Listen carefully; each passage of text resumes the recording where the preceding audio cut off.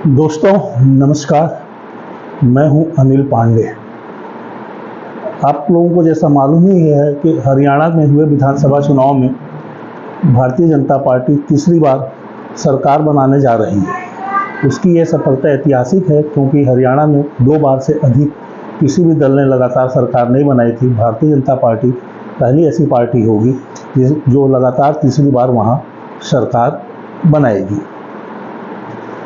जैसा हरियाणा के चुनाव को लेकर चल रहा था कि सारे एग्जिट पोल, सारे वहाँ पे घूमने वाले पत्रकार ये ओपिनियन दे रहे थे कि वहाँ पे कांग्रेस की आंधी चल रही है, सुनामी चल रही है, लहर चल रही है और वहाँ पे कांग्रेस की सरकार बनने जा रही है।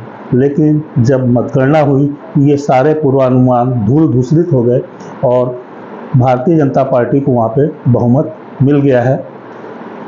सबसे बड़ी बात ये, अगर अपन हरियाणा के चुनाव के संदर्भ में देखें तो कांग्रेस के पक्ष में जो हवा बांधी जा रही थी उसके पीछे पहलवान, किसान, जवान आदि के जो कारण गिनाए जा रहे थे उसका एक असर तो दिखाई दिया है वहाँ पे।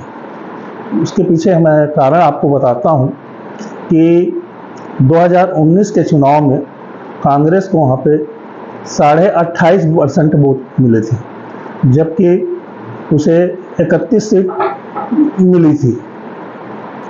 2024 के हुए चुनाव में कांग्रेस के वोटों की संख्या में 11% से अधिक की वृद्धि हो गई, 10.5% मान लीजिए। 39% से अधिक वोट मिले हैं और सीट भी उसकी अभी तक की मतगणना के जो रुझान आ रहे हैं उसके अनुसार 37 सीटें मिलना बताई जा रही हैं। मतलब सीटें भी उसमें उसकी 6-7 सीटों की बढ़ोतरी हो रही है। दूसरी तरफ भाजपा की बात करें तो भाजपा को 2019 में 36.5% वोट मिले थे और जबकि उसे इस बार 39% से अधिक वोट मिलने की बात कही जा रही है। इस तरह उसके वोटों में मात्र 2.5% वोटों की वृद्धि हुई है, परंतु उसके सीटों की संख्या 40 से बढ़कर 49 तक पहुंचती हुई दिखाई दे रही है। तो इस तरह कांग्रेस के पक्ष में हवा जरूर थी परंतु वो उसे जीत नहीं दिला सकी। अब उसके पीछे उसके अपने कारण हो सकते हैं। कांग्रेस की हार के लिए जो संभावित कारण वहाँ पे सामने आ रहे हैं वो है कांग्रेस की गुटबाजी। शैलजा को लेकर, चाहे रणजीत सिंह सुरजेवाला को लेकर, चाहे भूपेंद्र सिंह हुड्डा को लेकर, और जाट राजनीति वहाँ पे केंद्र में रही इनके। कहा जाता है कि नान जाट लोगों ने एकजुट होकर भाजपा के पक्ष में मतदान किया, तो मेरे विचार से तो ऐसा मुझे नहीं लगता है भागकर, क्योंकि कांग्रेस को भी जहां सब बिरादरियों के वोट मिले वहीं भाजपा को भी सब बिरादरियों के वोट मिले हैं। कांग्रेस को 39% वोट मिलना यह साबित भी करता है कि उसे जाटों के अलावा अन्य जातियों को, दलितों का और अन्य जातियों को वोट मिला है। इसी तरह भारतीय जनता पार्टी को भी 39% का वोट मिलने में उसे भी सभी सर्व जातियों का समर्थन प्राप्त हुआ है। कांग्रेस के वोट जरूर बढ़े 10.5%, पर वो इतना नहीं हो सके कि उसकी सरकार बना सके। तो भारतीय जनता पार्टी इस तरह फिर से एक बार हरियाणा में सरकार बनाने जा रही है। क्रमवश हम ये कह सकते हैं कि जिस प्रकार से भारतीय कांग्रेस की जीत की संभावनाएं सब तरफ से हरियाणा में व्यक्त की जा रही थी और अंततः परिणाम आने पर सरकार नहीं बनी, इसी तरह छत्तीसगढ़ के जब विधानसभा विगत पिछले वर्ष हुए थे, इसी तरह छत्तीसगढ़ में भी कांग्रेस की सरकार की सभी लोगों के द्वारा संभावना व्यक्त की जा रही थी, परंतु जब परिणाम आए तो छत्तीसगढ़ में भाजपा की सरकार बन गई। इस तरह जो हरियाणा में जो अभी चुनाव परिणाम आया है वो छत्तीसगढ़ के परिणामों की तरह है।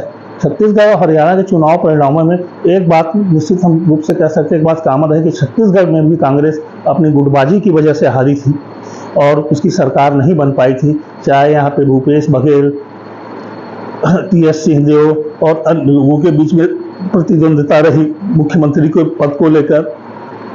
इसी तरह हरियाणा में भी भूपेंद्र सिंह हुड्डा, कुमारी शैलजा, रणजीत सिंह सुरजेवाला के बीच में भी मुख्यमंत्री पद को लेकर प्रतिस्पर्धा रही। टिकट ये हरियाणा में गुटबाजी तब और ज़्यादा सामने आ गई जब भूपेंद्र सिंह हुड्डा ने अपने 70 से अधिक समर्थकों को टिकट दिलवाने में सफलता हासिल कर ली और मुश्किल से रणजीत सिंह सुरजेवाला के 5 को और इसी प्रकार से 5-10 शैलजा के समर्थकों को टिकट मिली। नतीजा यह निकला कि शैलजा 12-13 दिन तक तो वहाँ पे चुनाव प्रचार में नहीं निकली, जबकि दलितों के वोट वहाँ पे 20% लगभग हैं। इसी तरह जाटों के वोट 20-22% वहाँ पे बटाए जाते हैं, परंतु इन वोटों का बंटवारा भी हुआ जो कांग्रेस की जीत में सबसे बड़ी बाधा बन के आ गए, क्योंकि इनेलो को भी 2 सीट मिली है और INDL को भी 3 सीट मिली है। इस तरह हरियाणा में कांग्रेस अपनी गुटबाजी के चलते फिर से एक बार चुनाव जीतने में सफल नहीं हुई। अब देखना यह है कि कांग्रेस के लोग, कांग्रेस के नेता हरियाणा की हार से क्या सबक लेते हैं, क्या मंथन करते हैं और किस तरह से नई रणनीति अपनी तय करते हैं। कांग्रेस के बारे में ये कहा जाता है कि कांग्रेस चुनाव नहीं हारती है, कांग्रेस को कांग्रेस के लोग ही चुनाव हरा दिया करते हैं। ये बात एक बार फिर से हरियाणा में सच साबित हुई। धन्यवाद। इस तरह के वीडियो देखने के लिए आप मेरे चैनल को सब्सक्राइब करें।